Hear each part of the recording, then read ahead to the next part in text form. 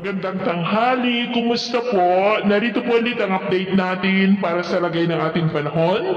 Ngayong tanghali po ng May 30, 2024 na kung saan sa ngayon ay habagat na ang weather system na nakaka-apekto po ngayon dito sa ating bansa. Na mas lalo pa po yan na hinahatak ng LPA na nandyan po sa may South China Sea at dating bagyong si Aghon na nakalayo na nga po. Asahan natin ang mas malakas pa ng bugso ng habagat next week na posible ulit na makabuo ng isang banta ng sama ng panahon dyan muli sa may South China Sea.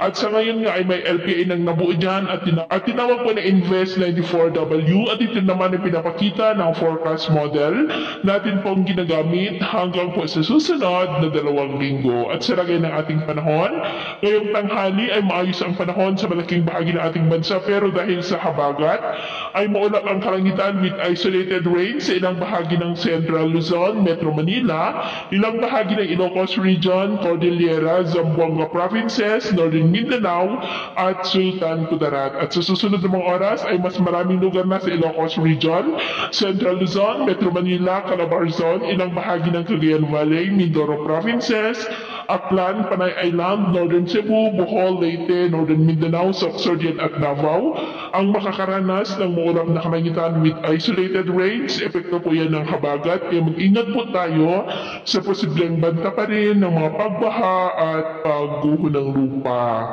At sa atin naman pong mga baybayin dahil po sa habagat ay maalon po sa kanlurang baybayin ng Luzon na ang mga alon po ay posibleng aabot hanggang po sa 1.8 to 2.5 meters height. Kaya sa atin pong mga kababayan, lalo na po sa mga mangingisda na gumagamit ng maliliit